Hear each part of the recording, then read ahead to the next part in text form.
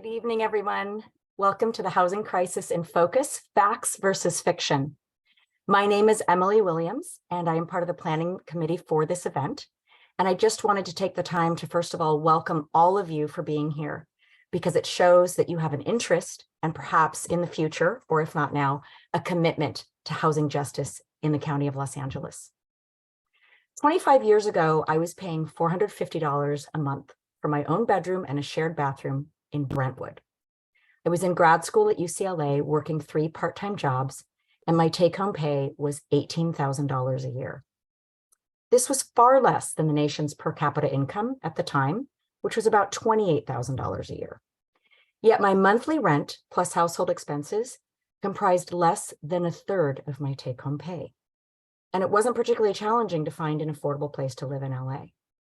This affordability conferred upon me a privilege, and that privilege was to create a life in a city and county that I love. LA has transformed into a place that is downright inhospitable to the vast majority of its residents who are having to work harder and harder just to stay housed. And more people are sliding into housing insecurity and homelessness every day. My involvement in the planning for the series of this housing justice event stems from having a lot of questions about how we got to where we are today. What happened? Was this deliberate or was it accidental? Are there people benefiting from the housing crisis? And most importantly, how do we fix it for current and future Angelenos? Thank you. And with that, I'd like to introduce one of my co-planners from NextGen. Hi, I'm Nika. I'm a part of NextGen, which is a group of folks, 25 to 45, who are interested in and committed to social justice philanthropy here in Los Angeles. Our issue topics for 2023 are reparations, housing justice, environmental justice, and reproductive justice. We're very excited for this talk. We are all very interested in how this housing crisis came to be and what we can do to help create a better Los Angeles for everyone. Thank you.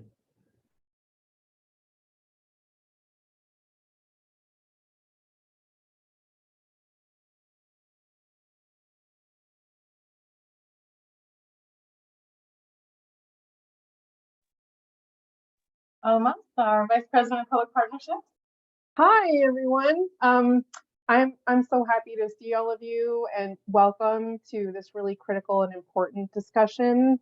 My name is Alma Saeed, and I serve as Vice President of Public Partnerships at Liberty Hill. And I have this really privileged position to give you some insight into our housing justice work at LHF.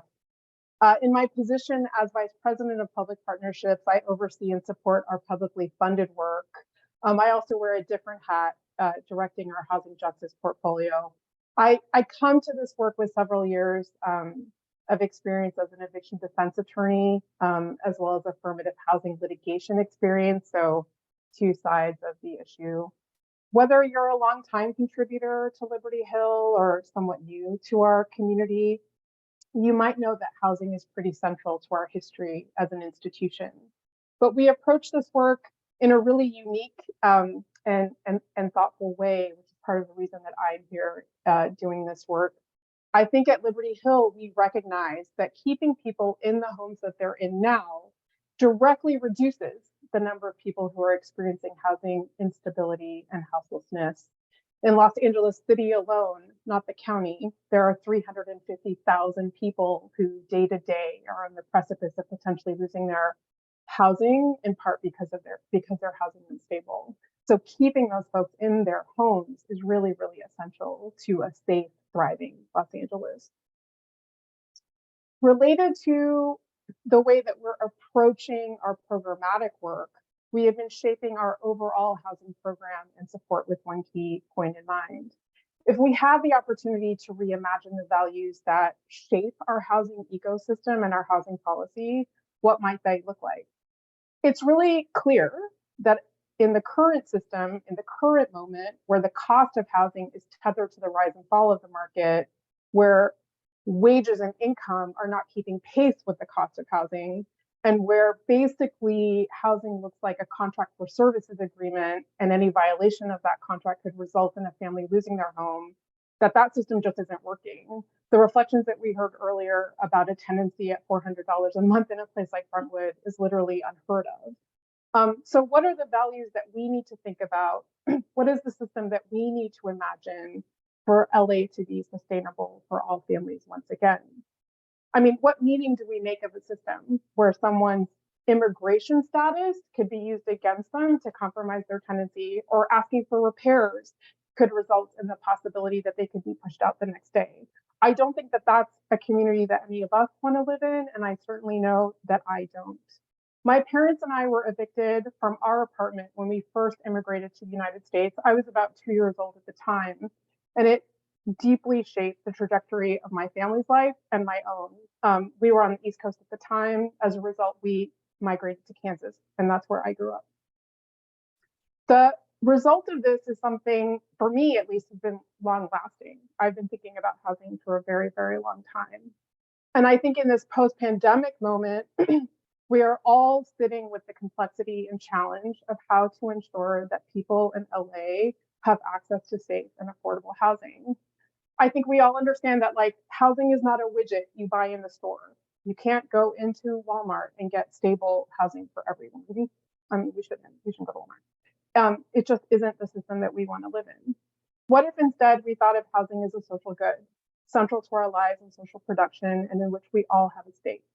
I suspect that the values that we would use to shape our housing system, the policies, the way in which we think about keeping people housed would be very, very different.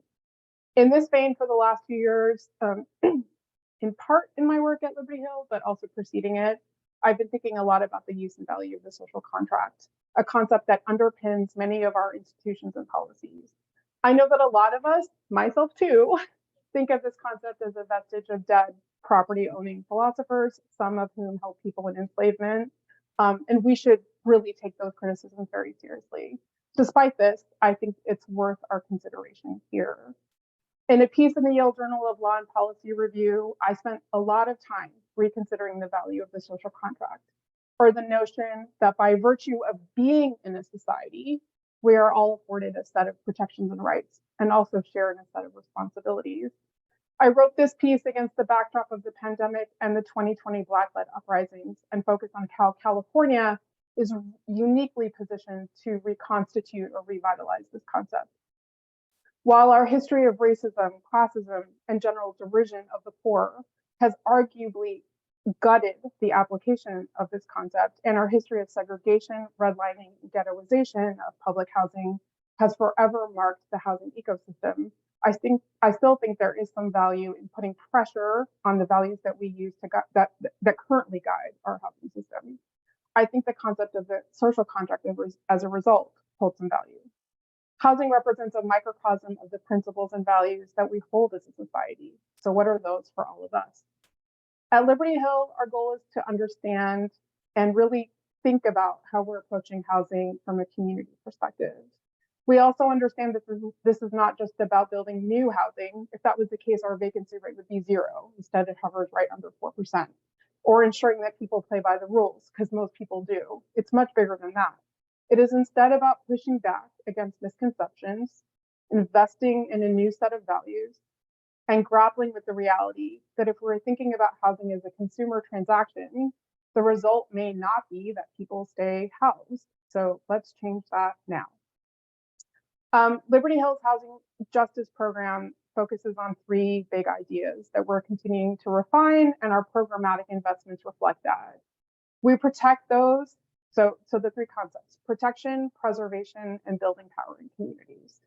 We protect those who are currently housed by funding and convening the Right to Counsel Coalition, which is a city-based coalition, and administering the Stay Housed LA program, the largest publicly funded eviction prevention and defense program in the country. That is a city and county funded program.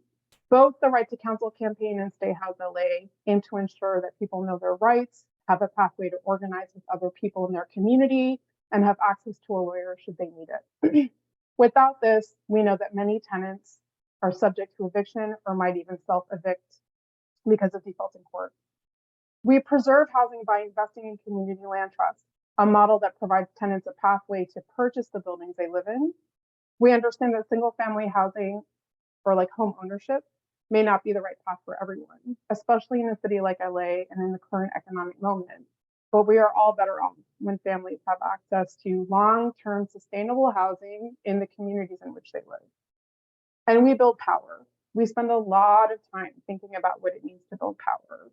For the purposes of this short discussion, I'll share that we support community-driven organizations by directing public dollars to those organizations and raising private funds. This is, in fact, a community-driven approach, how Right to Counsel was born. I was there in the early days. In this capacity, we also indirect and support political strategies that center community-driven work. These are just some of the ways in which we are using a multi-pronged strategy to support housing justice and change creation in LA. I'm looking forward to this evening's discussion, but I want to invite you to an event that we're having later in the summer, details forthcoming, about the specific campaigns and programs and organizations we're working with to build a far more equitable and thriving Los Angeles. And with that, I'm handing the mic to Shane. Thanks, everyone. Thanks, Almas. Love the overview. Celia, are we gonna hear from you before we jump into our panel? Sure. Thank you, everyone. It's so great to be here with all of you. My name, for those of you that don't know me, is Celia Bernstein, and Liberty Hill has been my philanthropic hub for supporting progressive causes for over 30 years. My entire career as a development professional has been in the nonprofit sector. I'm also the daughter and sister of real estate developers, and I'm the beneficiary of inherited wealth generated from their real estate company. I should say our real estate company, located in the Washington, D.C. area. LA has been my home since 1988.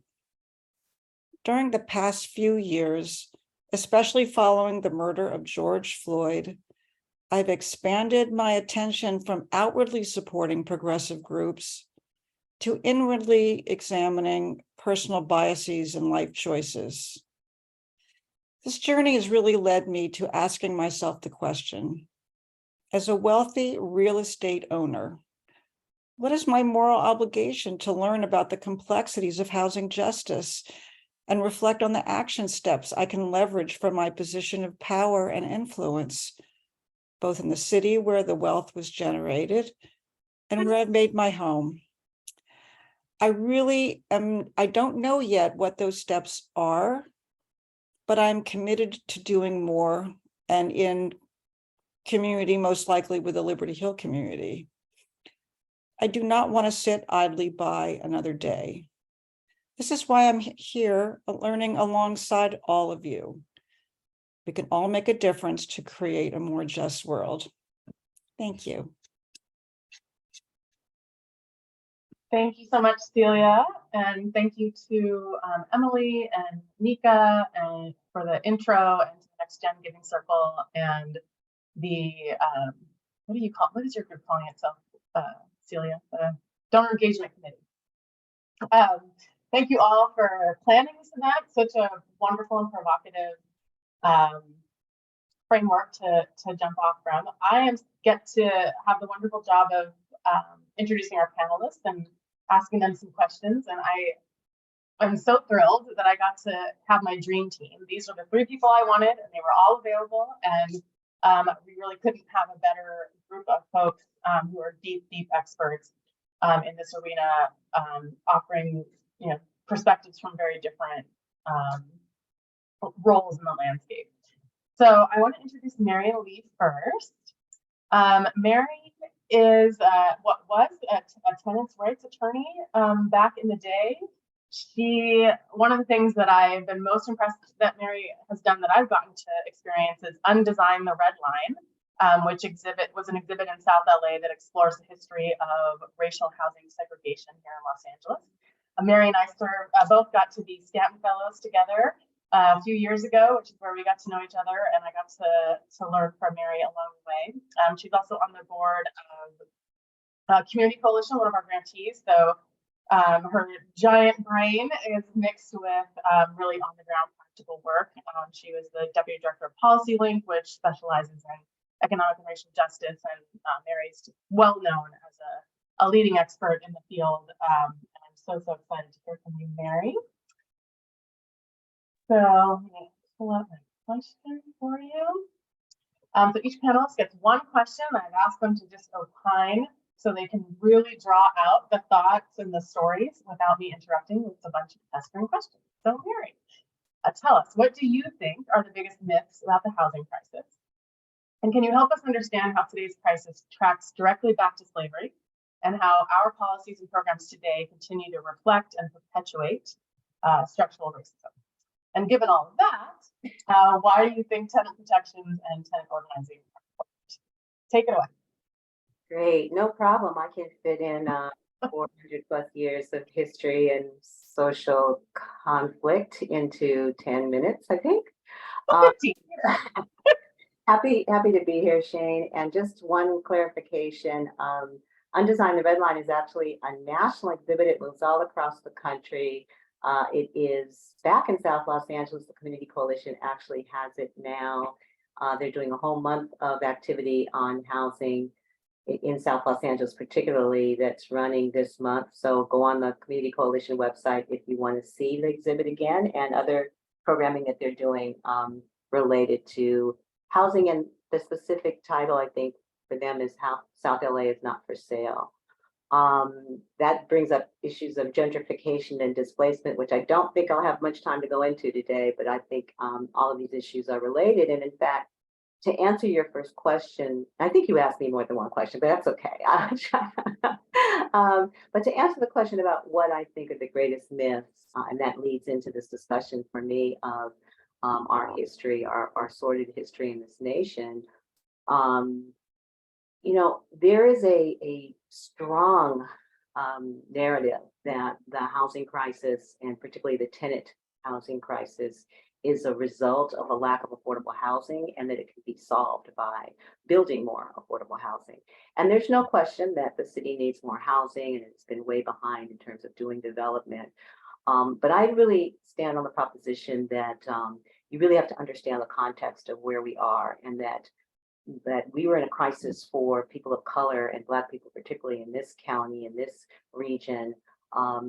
We have been for decades, and understanding the connections between the current housing circumstances and that history of racist and discriminatory actions and behaviors toward people of color, and specifically Black people, really can't be separated from the kind of crisis we're seeing in rents, in affordability, and in more disturbing as even still is the rampant instances of homelessness and houselessness. And again, the effect on people of color is well disproportionate to their numbers in the population. So I want to talk about that context for a minute, because it's crucial. Understanding how rooted it is in U.S. policies, really since the creation, since the origin and inception of the United States. This is a nation, we cannot deny it, that was really built on conquest and confiscating land that belonged to Indigenous and Native American people. And pretty much simultaneous to that, there was enslavement and containment of Africans for 400 years. And their behavior, where they lived, how they lived, what structures they lived in, what facilities, and their ability to move back and forth in any shape or form was absolutely prescribed by their enslavement. Along with that extraction of labor, the prevention of being able to enjoy really any of the kinds of involvements in an economic system that would allow them to amass wealth, that was all prevented. And any notion of a level playing field really is impossible to discuss unless you take into account how these 400 years of oppression and violence and genocide really have impacted our practices and our policies today. So we can sit here in 2023 and talk about housing choice, having a choice, and having housing that's free of discrimination and having laws that protect us against that. But unless we do some real work to examine and dismantle this, what it can only be called structural racism, we're never going to get very far. We're going to continue to see that certain categories of people are treated very differently and disadvantaged in the housing circumstance. So that whole era of enslavement and the attitudes that allowed enslavement to be perpetuated for a couple of centuries without any challenge at all, and then even after challenge, even after emancipation, another 100 years of Jim Crow laws. And again, I'm talking from the perspective of Black people, but really these same prejudices and racist attitudes impacted people who were non-white for the most part, whether they were immigrants to this country from any other part of the world. If they were darker skinned, they really were subjected to these same sorts of restrictions.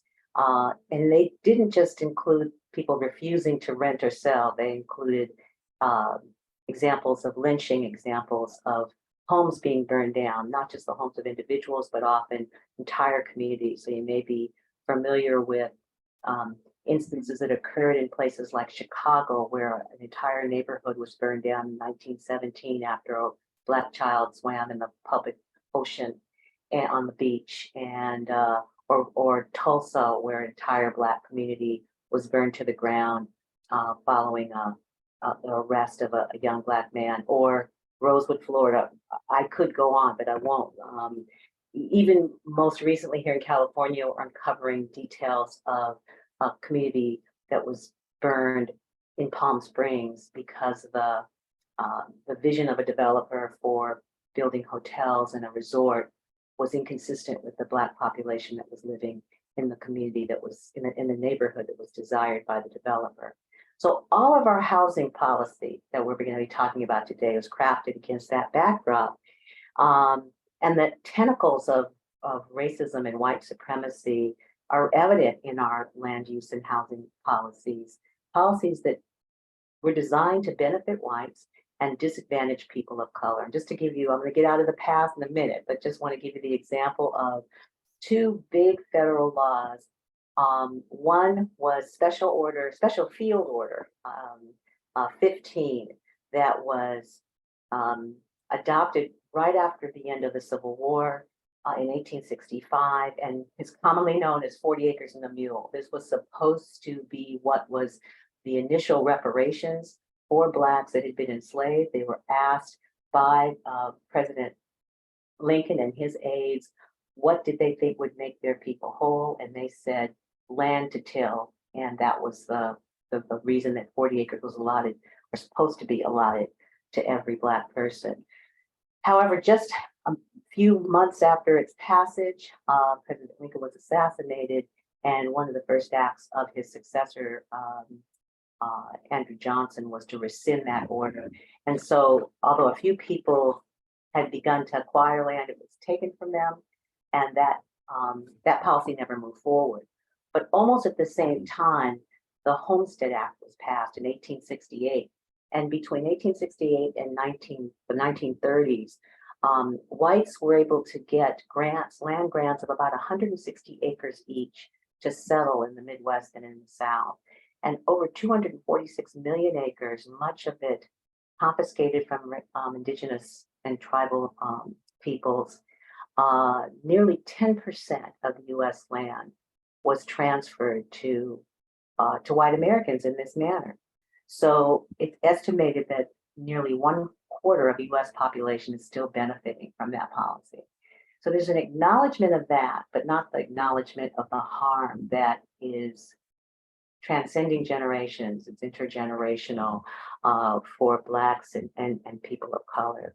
So that kind of leads me to myth number 2 for me, which is that we all operate from this level playing field. If we find a place, pay our rent, we're all going to be in the same circumstance. But that really is almost the furthest thing from the truth, because for people of color, it becomes a very complicated process, something which our fair housing laws have tried to address, but I think have not done very well. Again, a whole slew of examples I could give you. We don't have the kind of time, so I'm going to keep charging on and talk a little bit about the fact that even 100 years after the Homestead Act, new laws were being passed. This would have been in the 1930s when the Roosevelt administration created the Homeowners Loan Corporation, Loan Corporation to begin to make loans to pull the United States out of the Depression. It was part of the New Deal, but intentionally excluded Blacks and people of color from the benefits of these kinds of policies. In specifics, the redlining law, which was meant to help banks and investors identify where they would be able to get federal insurance for their loans, and to encourage them to even make these home loans, they wanted the backing of the United States government. But the United States government wanted to tell them there were certain neighborhoods that they would support loans being made, and there were other neighborhoods that they would not. They designated the loans that were disadvantageous, that were dangerous, high risk, and mostly that risk was associated with the presence of Blacks and other racial groups, and they were described in painfully racist detail in the documentation that has been collected, historical documents that have been preserved from that time. Again, I can't go into it too much detail, but I want to give you a sense of how intentional these policymaking practices were.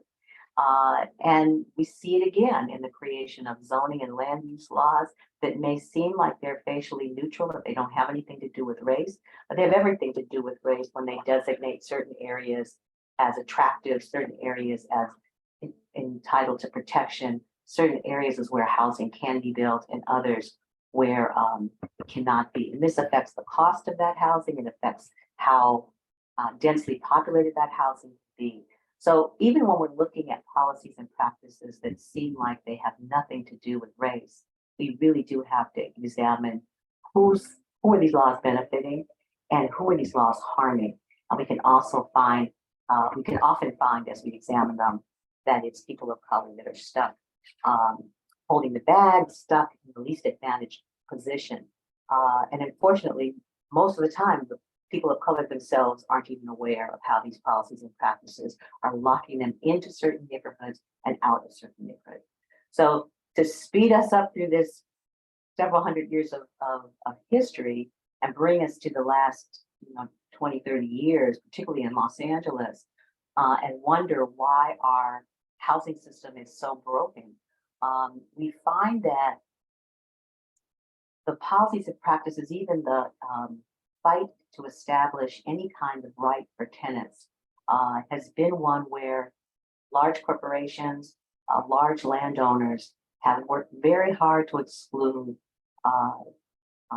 the voices of those that are living in the housing or needing the housing that is available for people at many spectrums of the income, many levels of the income spectrum. And so we see them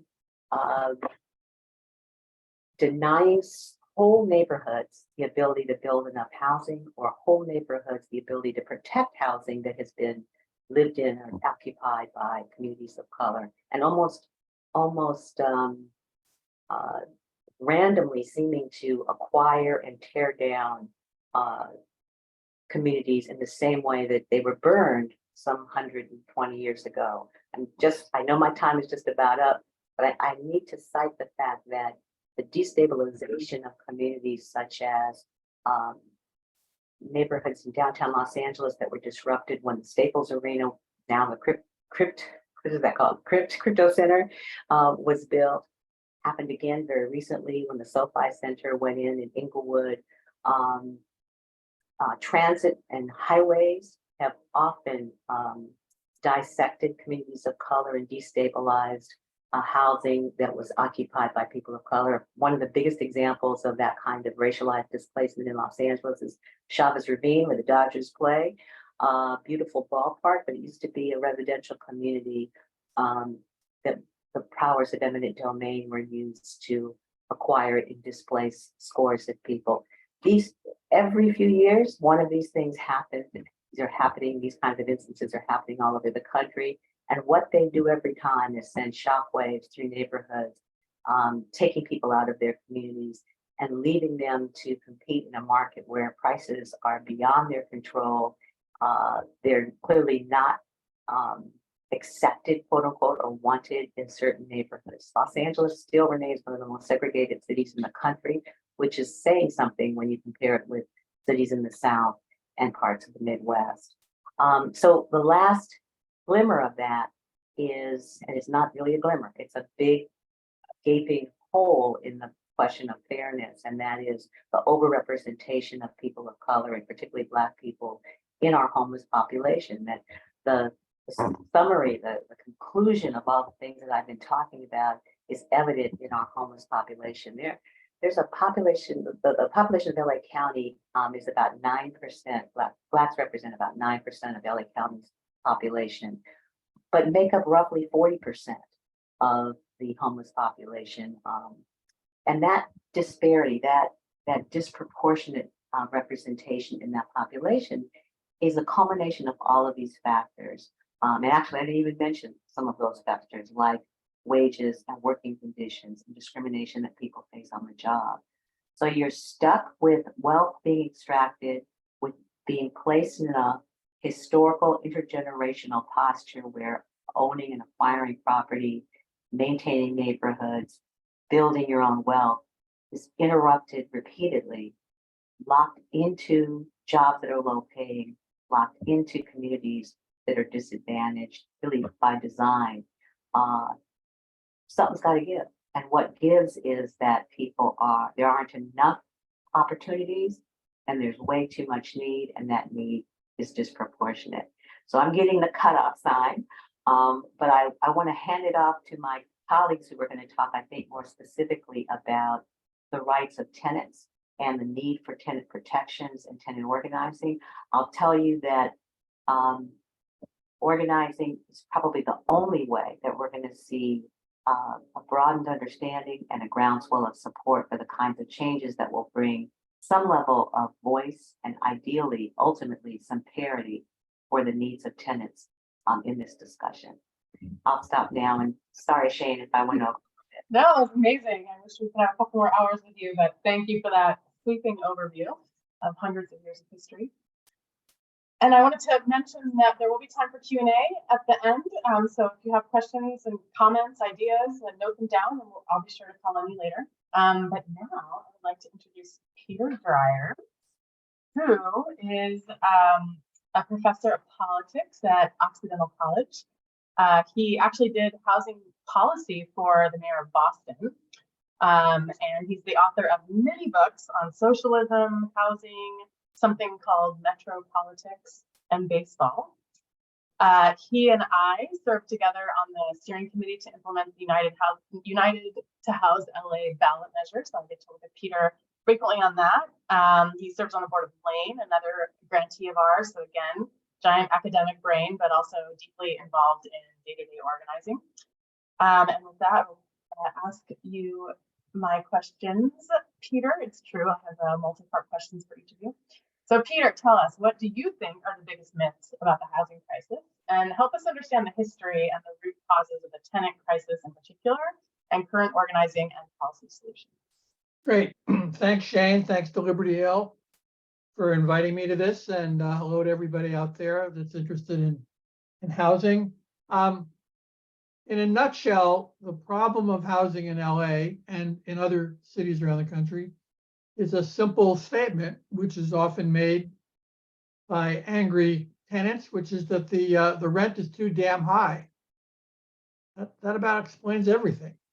But there's a lot of roots to that statement.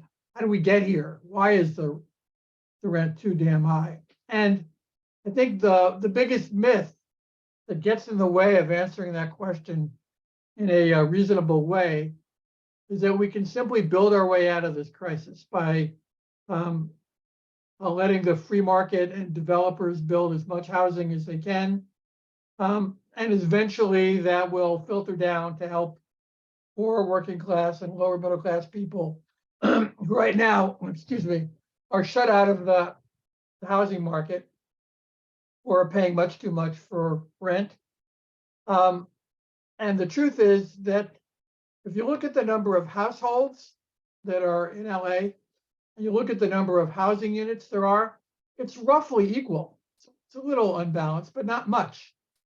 So the problem isn't that we don't have enough housing, although we do need to build more housing for people who can afford it.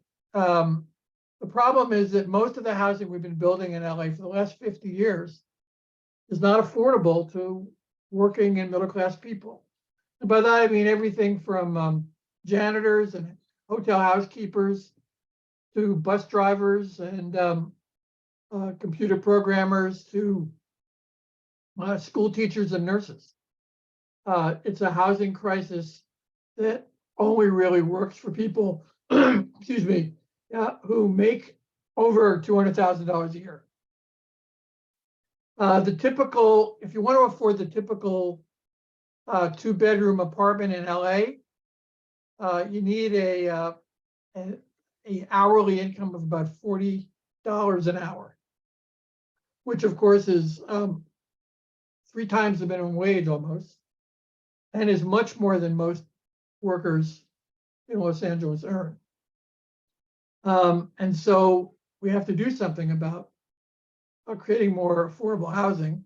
But as Mary said, we also have to protect the housing we have now, because even if we built affordable housing, it will take 20 or 30 years to build enough. Meanwhile, people are being evicted from their apartments every day. Now that the eviction moratorium is over, we're seeing about 2,000 evictions a month in LA. And it's going to get worse. So what are the root causes of this crisis? Well, number one is that we treat housing like it's as a commodity to be bought and sold. And although that might sound like a normal thing, in fact, most other countries don't do it that way. Most other democracies don't do it that way. They have a large sector of what's called social housing, which is protected from the commercial profit market and creates long-term, permanent, affordable housing. And not just for the poor, but for the middle class as well. There's a group of people in LA that are going to Vienna, have been going to Vienna, and another group will be going, including some elected officials, soon to see how Vienna operates its social housing system, because it's probably the best in the world. And we need to learn the lessons of insulating housing from the marketplace. It doesn't mean people can't buy their homes and sell their homes, but it means there has to be a large and growing sector of social housing where people can afford to live there and not be evicted, not be displaced when the market makes it possible to raise the rent. There's also another problem beside the way we treat housing, which is that there's not enough money going into the housing industry for affordable housing. Food stamps, for example, are an entitlement. If you were eligible for food stamps, you can get them. Some people choose not to get them. Some people are embarrassed to get them. But they're an entitlement. Housing subsidies from the federal and state government, are not an entitlement. They're a lottery.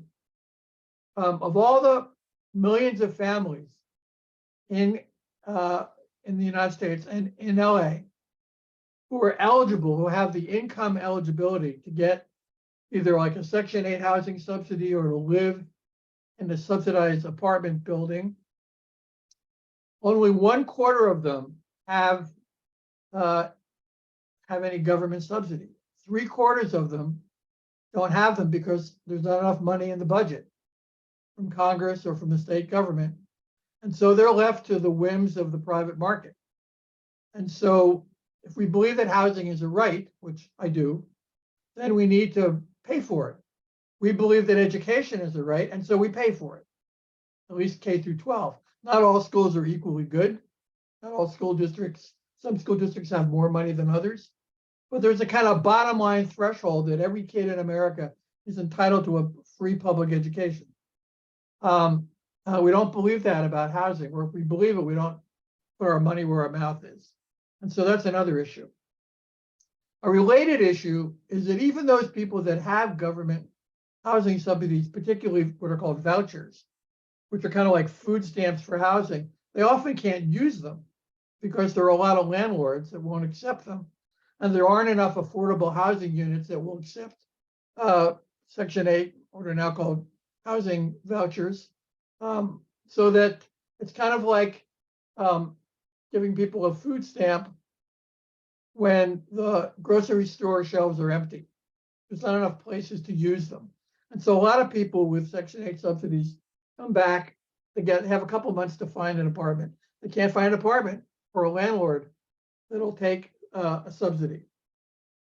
Another problem is, as Mary was suggesting, is that our tenant landlord laws are incredibly skewed towards landlords. And that the real estate industry's political power is the cause of that. There's a state law in California called Costa-Hawkins, which was passed in 1995, right after there was a big wave of rent control to try to, and the real estate industry, not just the landlords, but developers and others, tried to undo rent control at the local level by getting a state law passed that said cities can't pass rent control. They didn't win that, but they got a compromise, which was a pretty strong victory for the real estate industry back in 95 and still exists under this Costa-Hawkins law, which says that any city like Los Angeles or Pasadena or West Hollywood or Berkeley or Santa Monica that has some kind of rental protections for tenants, once a tenant leaves the apartment, the landlord can raise the rent to the market. Well, what does that mean? It means a couple of things. One, it means that their landlords have an incentive to push people out, to harass them, to leave their apartments so they can raise the rent, particularly for seniors who might have been living there a long time and therefore their rents aren't as high as the market, much further from the market. So they harass tenants to leave. And it also means that tenants, that eventually all the rental units in LA or Santa Monica, or we just got a new rent control law here in Pasadena where I live, eventually all the housing will be back to the market because there's always going to be enough turnover that sooner or later, anybody who's living in an apartment now will leave either voluntarily or involuntarily. So the power of the real estate and business and developer community basically sets the laws. It's kind of like the golden rule. The people that own the gold make the rules. Except that there's a fight back. And in many ways, thanks to progressive foundations like Liberty Hill, there are tenant groups and housing justice groups that are fighting on the other side. We've been fighting for 30 years now to repeal the Costa-Hawkins law. And every year we get a little closer, but we still haven't been able to do it because even some of the moderate Democrats in the state legislature are still beholden to the real estate industry for campaign contributions. But we do get closer. In the last couple of years, a couple of cities have passed rent and eviction laws that made it stronger, but they're limited in what they can do because of the state Costa-Hawkins law that preempts what cities can do.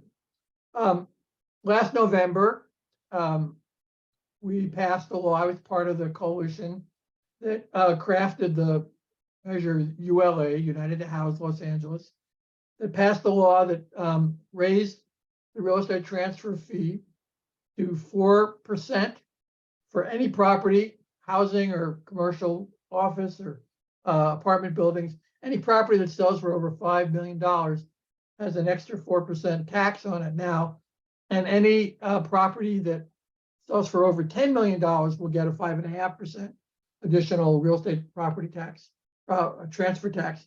that'll only hit about 3% of all buildings in Los Angeles. So it was designed to only hit the wealthiest people in LA.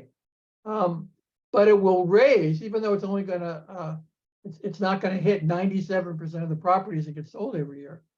It's gonna raise anywhere between 600 million and $1 billion a year for housing that will go into affordable permanent housing and will go into rent protections, into rent subsidies for families and seniors and disabled people facing eviction. And it will help fund the right to housing and rent to council law or policy, where tenants that are facing eviction will have access to an attorney, which is extremely important. So the homeless crisis in LA is really a symptom of these other problems. It's not a problem of alcoholism or mental illness or other things, because there are a lot of cities that have an equal number of mentally ill and alcoholic people that don't have as many homeless people as a percentage of the population. There's been a lot of studies that show the biggest explanation for the size of a city or a region's homeless population are rents, and rents in relationship to incomes. LA is a city of renters. 2/3 of all the people who live in LA rent their homes. It's much higher for people of color, but we have a system where tenants don't have enough power. They don't have enough. They have rights, some of them, but they don't know their rights because there aren't enough groups organizing to educate them to learn about what their rights are. And so it's really a question of power and organizing. The housing crisis is not inevitable. Other countries don't have the homeless crisis we have, other democratic countries that have a reasonably similar standard of living, but they don't have the same housing crisis or the homeless crisis that we have. So let me end with just a couple of other ideas. The crisis of housing in Los Angeles is both a crisis of production. We don't have enough affordable housing, and a crisis of protection. We don't protect the housing we have now. Both of those problems are solvable. To solve the production problem, we need to open up public land and change zoning laws to allow for more housing to be built, but not any housing, not market rate housing, but affordable housing. And we know that there's a huge demand for that kind of housing. I'll give you a couple of examples. About a year ago, there was a nonprofit group in Echo Park that built 18 affordable units, a new project. And they had, hold on to your hats, they had 3,847 applications for those 18 units. Another project was built in Pico Union, 20-unit project, and they had 7,288 applications for those units. So in order to solve that problem, we have to build more housing that those people, everything from, as I said before, janitors and hotel housekeepers to school teachers and nurses can afford. Peter, I hate to interrupt, but we're gonna have to wrap up.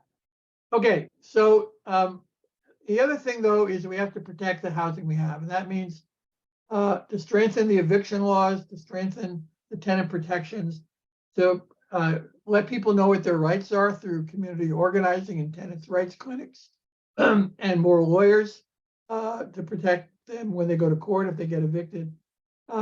And we also need to give people who care about this problem an opportunity to help. And that's what Liberty Hill is for. So thank you. Wonderful. Thank you so much, Peter. Now I get to introduce Joel, who I've known for many years. He hired me about 16 years ago to run Path Ventures. And now, all these years later, Joel is running Path Ventures. But Joel is the CEO of Path, which is, I think, the largest and fastest growing affordable housing development and homeless organization in California. So Joel was the CEO of Path for 25 years and has moved over to be the CEO of Path Ventures, which is kind of a subsidiary. Joel has also authored at least one book called How to Increase Homelessness, which I love. And he's also on the National Coalition for the Homeless Board. So although his day-to-day work is in affordable housing development and homeless services, he's also deeply connected to grassroots movements for social change. He also served as the co-chair of the Governor's Council on Veteran Homelessness. And with that, I will ask my compound question for you, Joel. What do you think are the biggest myths about housing and homelessness? What do you think are the real solutions to homelessness? And why is it important to focus on social change and organizing and tenants' rights, even as we're working to provide direct services and build new housing? Take it away. Thank you, Shane. It's a pleasure to be here. You've kind of heard a lot from both Mary and Peter. So I think I'll just kind of summarize this. As Shane said, I was the CEO of PATH for 25 years. PATH is based in LA, but statewide in 150 cities. We invest about $200 million a year into addressing homelessness. And we've raised $1 billion in capital money to build supportive apartments. So I've been through 5 LA mayors and 4 governors. I've been on 10-year plans in homelessness in LA County. I've been on the committee for county to homeless prevention initiative. It goes on and on and on. To be honest with you, I'm part of the system of this whole homeless sector. And here we are today, where 42,000 people do not have homes in the city of LA and 69,000 in the county. So I decided a couple of years ago that we need new blood and new thinking. We need to change the system and not just simply provide services and housing. So I gave away my job, this job of running 1,000 staff people. And I basically said, I want the next generation of leaders to come in and create new ideas and think not just about how to provide services or how to build homes, but to how to change the system, which is what you've been hearing about in this past 45 minutes to an hour. And it's something that I'm very committed to, although my day job now is to build supportive housing. My real belief in kind of giving up my job was to bring another generation of leadership to step in and say, enough is enough. Frankly, Joel, you and your generation failed, and we're gonna take over, and we're gonna do things differently. And part of my feeling of why a lot of people in my generation don't like it when I say we failed, but when there's 69,000 people homeless in the county, and we've been doing this for 25 years, I think we can say we haven't done it right. And a lot of it is because of myths that, we create these myths and it distracts us from the solutions. So, and you've heard these myths, and I'll just say them again, that Peter and Mary shared, just this whole myth that homelessness is caused by personal failures. That, if it's mental health or substance abuse, or you just get mad at your parents and scream and yell and they kick you out of your house. But the reality is, and I think Peter mentioned this, that the states that have high rates of mental health and substance abuse don't always have high rates of homelessness. In fact, some states that have high rates of mental health and substance abuse have low rates of homelessness. Utah, Alabama, Colorado, Kentucky, West Virginia, Vermont, Delaware, and Wisconsin. There's also this myth that we've been pushing for years and years that just completely distract us, and that is homelessness would be solved if people would just find a job. And Peter brought this up. Last year, the average rent in LA was $2,200. So if you're paying 35% of your income on housing, that means you've got to earn $39 an hour or $81,000 to afford an apartment. So it's not just homelessness would be solved if people would get a job. It's homelessness would get would be solved if people got a job making $81,000. A couple months ago, LAUSD was on strike, and it was the school service workers.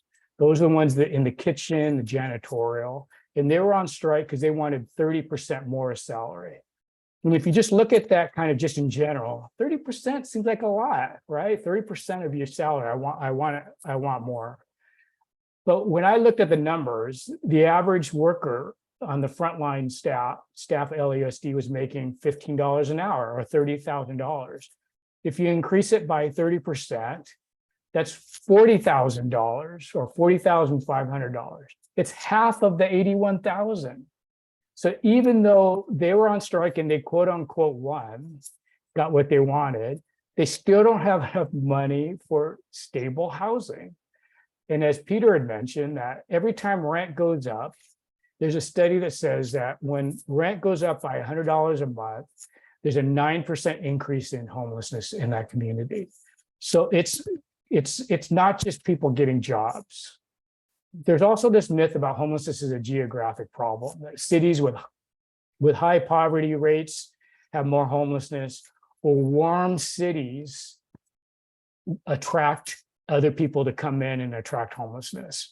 But again, that's a myth. The high poverty areas, there's cities that have high poverty areas or high poverty, but have low homelessness. Detroit, Miami, Philadelphia.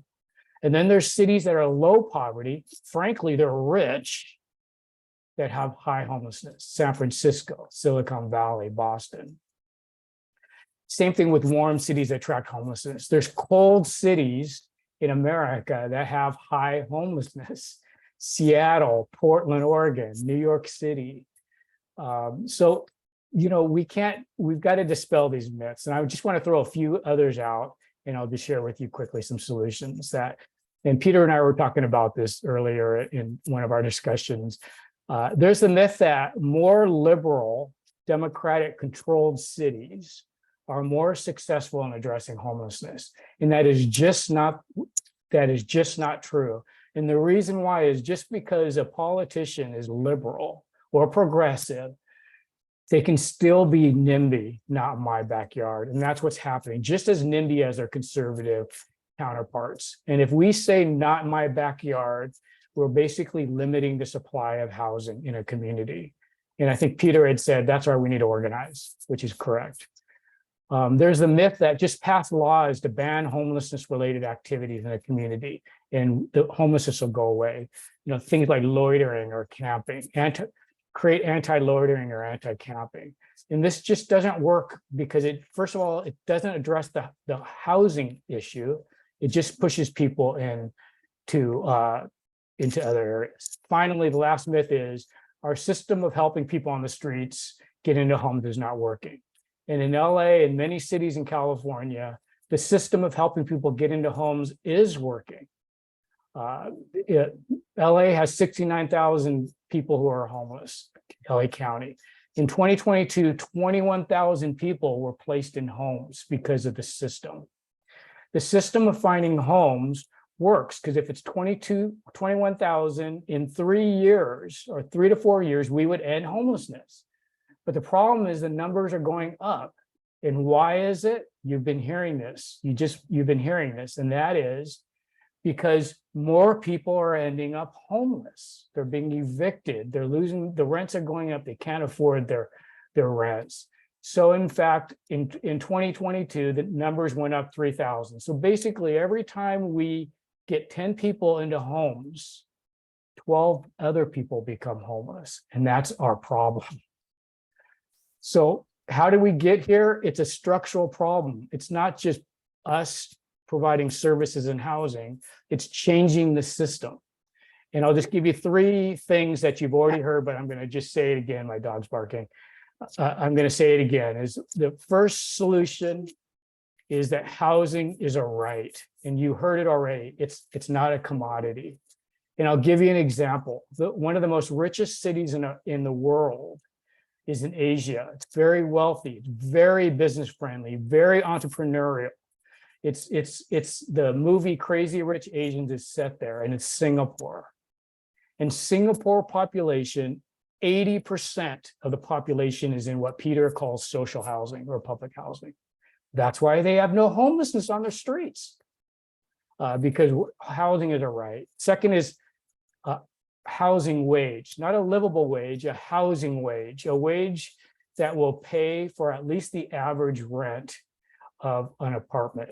And the third is, you've heard this already, and that is preventing people from losing their homes or being evicted. So that when we take 21,000 people off the streets, we don't have 24,000 people on the streets. And to be honest with you, we need more Liberty Hills that are talking about not charity, not services, not even build a house. They're talking about changing the system, and that's what we need. Thank you.